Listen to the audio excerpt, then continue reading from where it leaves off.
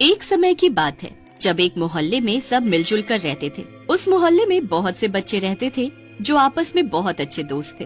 वो सब साथ ही स्कूल जाते और साथ ही खेलते।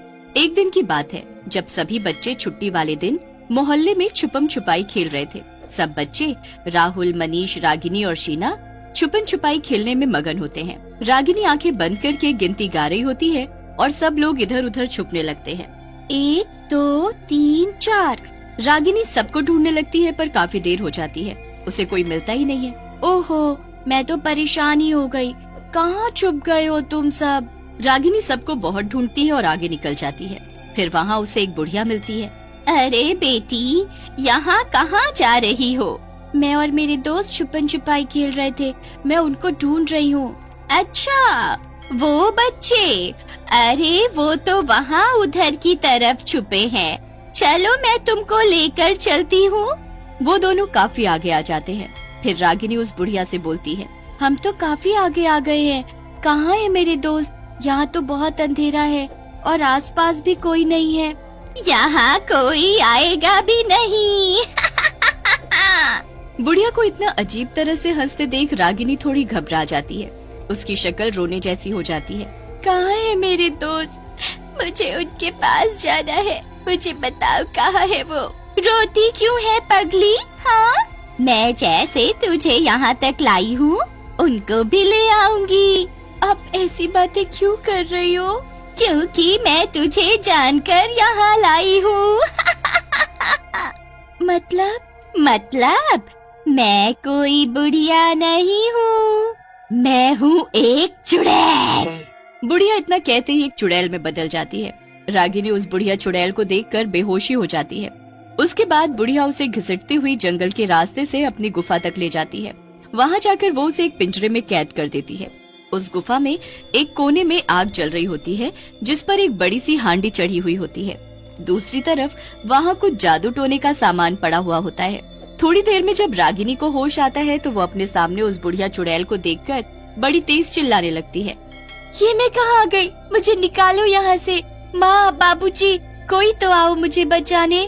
कोई नहीं आ पाएगा, वो तुझे कितना भी ढूंढ ले पर यहाँ तक नहीं पहुँच पाएंगे। प्लीज प्लीज मुझे जाने दो, तुमने मुझे क्यों यहाँ बंद किया है? ये तो बड़ा अच्छा सवाल है। मैंने तुझे यहाँ इसलिए बंद किया है क्योंकि मुझे भूख लगी है और मैं तुम जैसे प्यारे प्यारे बच्चों को खाती हूँ। तुम तो इतनी सुंदर हो, देखकर ही पता चल गया था मुझे कि तुम खाने में बड़ी ही स्वाद भी होगी। नहीं नहीं, मुझे मत खाओ, ऐसा नहीं करो, मुझे मम्मी के पास जाना है, प्लीज मुझे जाने दो। लड़की, ज्यादा चपड़ चपड़ करने की जरूरत नहीं है, समझी? चुड़ैल इतना कहकर वहाँ से चली जाती है। रागिनी वहीं उस खंडहर सी जगह में अकेली उस पिंजरे में बंद पड़ी रोती रहती है। दूसरी तरफ सब बच्चे अपने घर चले जाते हैं पर रागिनी के माता पिता अभी भी रागिनी का इंतजार कर रहे होते हैं।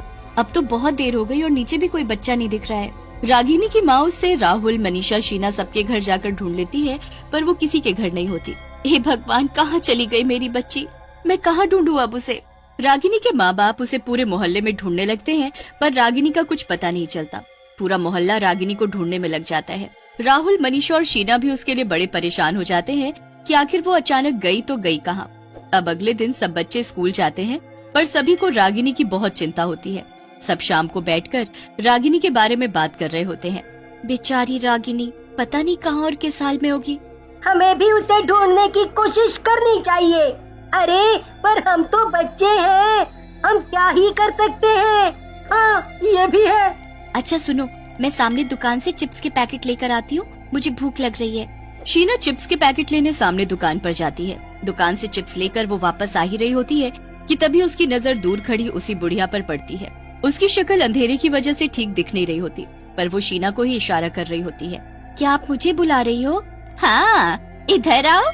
शीना उस बुढ़िया के पास चली जाती है। जी बोलो, आप मुझे क्यों बुला रही थी? बेटी, तुम दुकान से कुछ खाने का ले रही थी। पता है मेरा भी एक पोता है, बहुत छोटा है वो। अच्छा, तो ये आप उसको दे देना। नहीं दे सकती मैं बेटी, उसके माँ बाप मुझे अपने घर नहीं आने देते। पर एक काम करो ना, तुम एक बार मुझे मेरे पोते से मिलवा दो।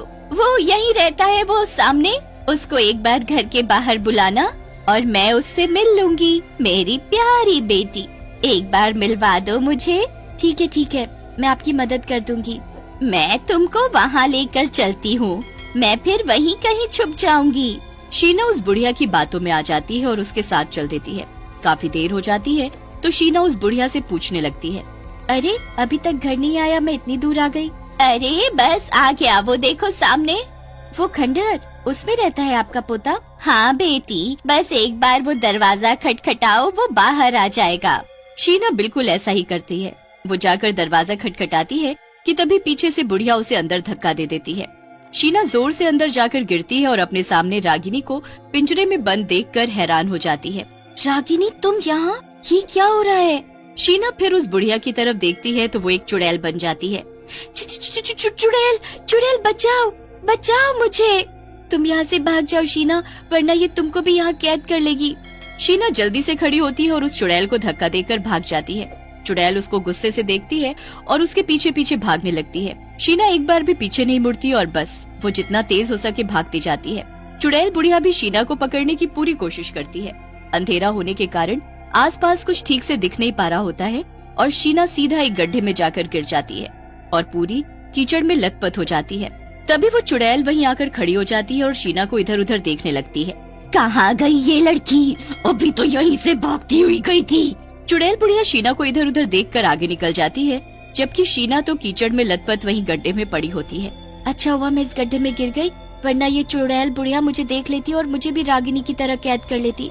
अब मुझे कैसे भी अपने दोस्तों के पास पहुंचना होगा और उनको सब बताना होगा। शीना गड्ढे से बाहर आती है और छुपते छुपाते अपने मोहल्ले तक पहुंच जाते हैं। उसके दोस्त अभी भी वहीं बैठे होते हैं। शीना हांफते हुए उनको आवाज लगाती है, मनीष, राहुल। अरे वो कीचड़ में शीना है ना? हे भगवान, इसे ये क्या हो गया? जल्दी से दोनों शीना के पास जाते हैं। शीना उन दोनों को सारी बात बताती है कि कैसे उस चुड़ैल बुढ़िया ने रागिनी को कैद कर रखा है और उसे भी धोखे से वहाँ ले गई थी। हमें रागिनी को कैसे भी बचाना होगा। तो क्या हमें घर पर जाकर सब बता देना चाहिए? नहीं, अगर हमने उन्हें बता दिया तो वो अभी के अभी वहाँ चले जाएंगे और इस वक्त वो चुड़ैल वैसे ही सतर्क हो गई है। हमें ये काम बड़ी सावधानी से करना होगा। एक काम करते हैं, कल हम हमेशा की तरह यहाँ खेलेंगे। वो चुड़ैल बुढ़िया के भेष में जरूर आएगी, बस फिर उसको पागल बनाकर हमें रागिनी को वहाँ से आजाद करना है। अगले दिन सब बच्चे हमेशा की तरह खेलने में लग जाते हैं, पर सबका ध्यान उस बुढ़िया के इंतजार में लगा रहता है। काफी रात हो जाती है पर बुढ़िया नहीं आती। पर तभी शीना को वो बुढ़िया दिख जाती है। वो रोड की दूसरी तरफ एक बच्चे से बात कर रही होती है। राहुल, मनीष, वो देखो, वो रही वो बुढ़िया उस बच्चे से बात कर रही है। मनीष, तुम यहीं रुको, मैं और राहुल रागिनी के पास जाते हैं। राहुल और शीना जल्दी से भागते हुए उस खंडहर तक पहुँचते हैं। दरवाजा खोलकर वो अंदर जाते हैं तो वहाँ से रागिनी गायब होती है। शीना और राहुल एकदम निराश हो जाते हैं, पर तभी शीना को रागिनी का बैंड दिखाई देता है। दोनों आगे बढ़ते जाते हैं और उनको एक के बाद एक चीज मिलती जाती है। आखिर में वो रागिनी तक पहुंच जाते हैं। रागिनी के हाथ पैर बंधे होते हैं और सामने एक बड़ी सी हांडी में पानी उबल रहा होता है। शीना और राहुल जल्दी से रागिनी के हाथ पैर खोल देते हैं, पर तभी चुड़ैल के आने की आहट आती है। बहुत भूख लगी है। उस पागल लड़के का भाई ना आता तो उस छोटे बच्चे की कच्ची कच्ची उंगलियां खाने में आज तो मजा ही आ जाता। अरे ये लड़की कहाँ गई ये लड़की? चुड़ैल बुढ़िया गुस्से में पागल हो जाती है। यही मौका होता है अब बस उस चुड़ैल को खत्म करने का। तीनों बच्चे चुड़ैल के पीछे ही खड़े होते हैं और फिर एक साथ उस चुड़ैल बुढ़िया को उस हांडी में धक्का दे देते हैं। चुड़ैल बुढ़िया उस बड़ी सी हांडी से बाहर ही नहीं आ पाती और उसी में उबलकर मर जाती है। उसके बाद तीनों बच्चे अपने अपने घर जाते हैं। रागिनी को देख उसके माँ बाप खुशी से पागल हो जाते हैं। उसके बाद चारों बच्चे सबको पूरी कहानी सुनाते हैं।